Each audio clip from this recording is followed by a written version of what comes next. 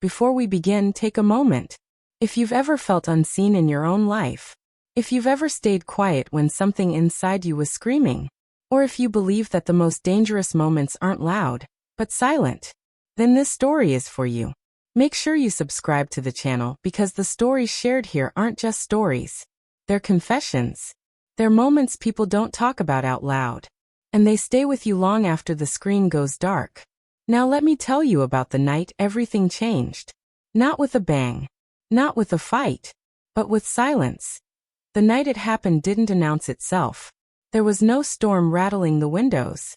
No dramatic pause in the air. No warning signs screaming that something irreversible was about to unfold. It was just another quiet evening. The television murmured softly in front of us, filling the room with flickering light and half-heard dialogue. The house had already settled into sleep, the kind of deep quiet that only comes when everyone else has gone to bed and the walls themselves seem to breathe slower. He sat beside me on the couch. Not pressed against me. Not distant either. Just close enough that his leg brushed mine now and then. At first, I told myself it meant nothing.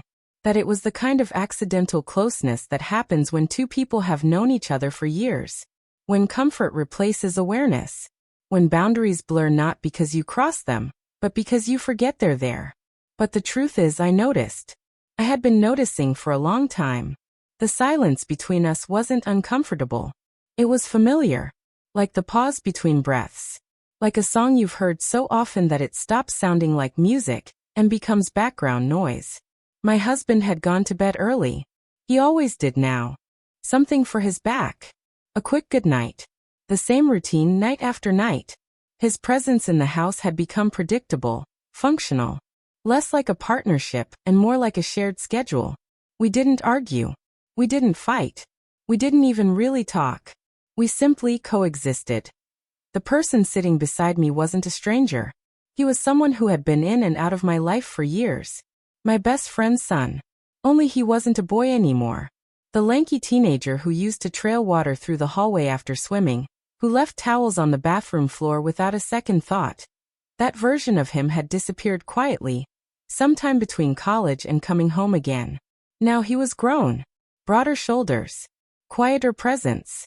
Eyes that didn't glance away as quickly as they used to. He had asked if he could finish the movie before heading out. Of course I said yes. Why wouldn't I? It felt harmless. Familiar. Normal. Until it didn't. His hand moved without urgency. No sudden grab. No dramatic shift. It drifted slowly, almost hesitantly, into the space between us. The tips of his fingers brushed the outside of my leg. Barely there. A touch so light it could have been imagined. I froze. My breath stalled halfway in. Every muscle in my body tightened, but I didn't move. Neither did he. And in that stillness, something changed. Because if it had been an accident, he would have pulled away. If it had been a mistake, there would have been an apology. If it had meant nothing, it would have ended immediately. But it didn't. That pause said more than words ever could. This wasn't a slip. It was a choice. The room felt heavier all at once. Like the air itself had thickened, pressing against my chest.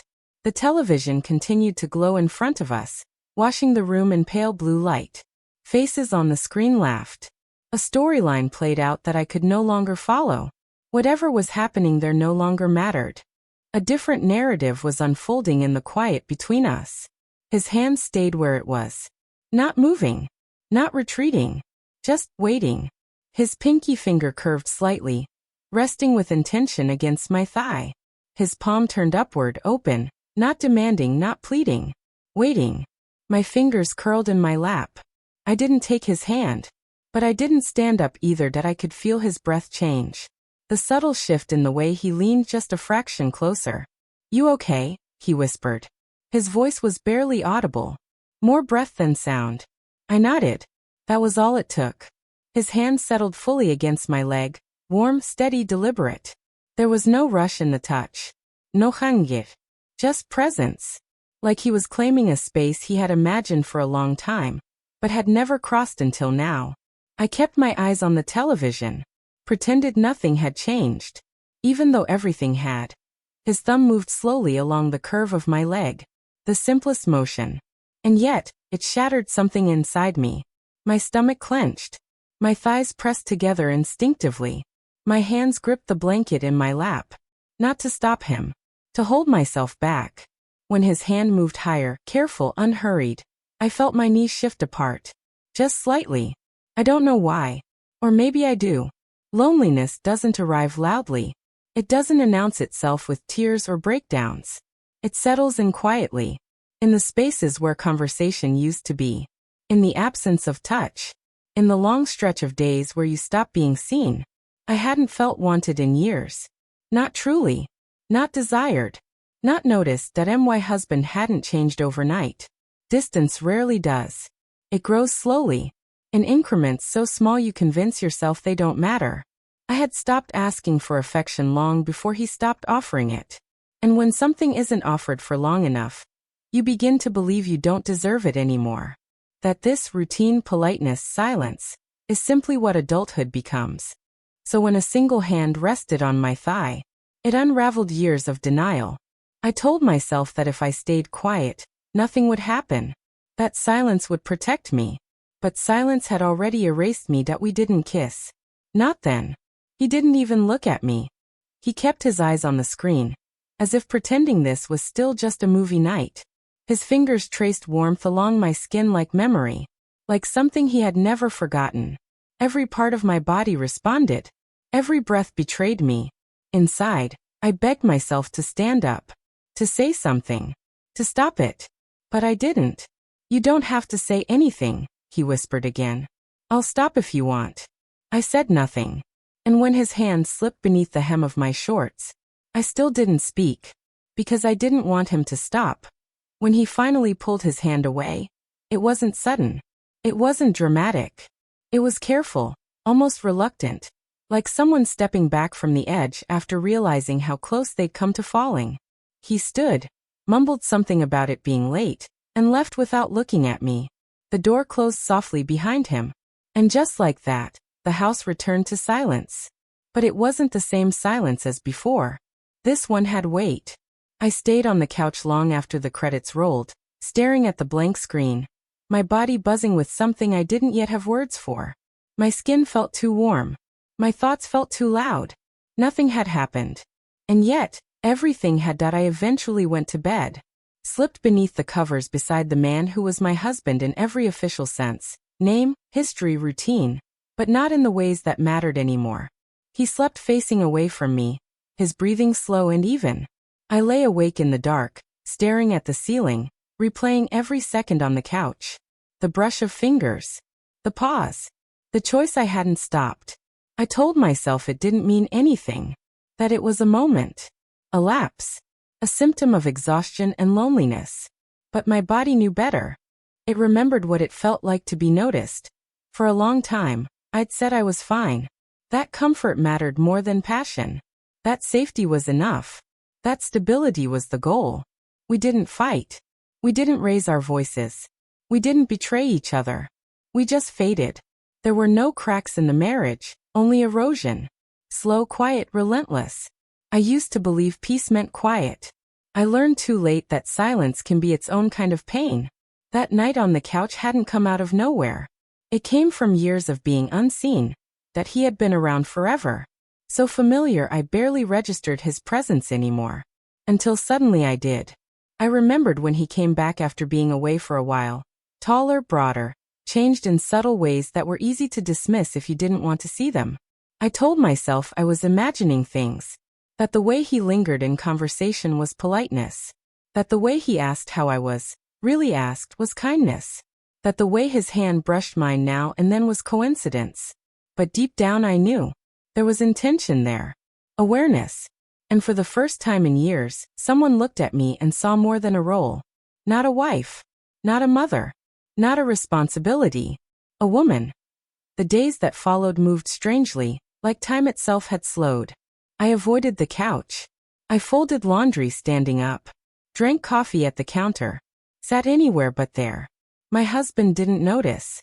He asked about errands, schedules, the usual things. He never asked about me. Part of me was grateful. Another part felt hollow that I didn't expect to see him so soon. He showed up one afternoon with groceries, said his mom had extras. It was a good excuse. A believable one. I let him in. We stood in the kitchen, the air thick with everything we weren't saying. He set the bags down and leaned against the counter, arms crossed, watching me in a way that made my breath hitch. A dish towel slipped from the counter. He picked it up. Our hands brushed. Electric. He looked at me then, not casually, not politely, but fully. "You okay?" he asked. The same words as before. This time, they carried more weight. I nodded. It wasn't true. That evening, long after the house had gone quiet again, I stood in front of the open refrigerator, staring at something I didn't want. Cold air spilled out around my bare feet. Behind me, I heard footsteps. Soft. Bara. I didn't turn. I knew who it was. He stopped just behind me, not touching, but close enough that I felt his presence like a pressure in the room. "I can't stop thinking about it," he said quietly. Neither could I. I closed the fridge and finally turned. We stood inches apart. Too close. Too honest that he lifted a hand, hesitated, then gently brushed a strand of hair away from my face. I swallowed. "We shouldn't," I whispered. "I know." And still, neither of us moved. The first kiss was unsteady. Not rushed. Not careless. It felt like grief and longing tangled together. Years of silence pressing into a single moment.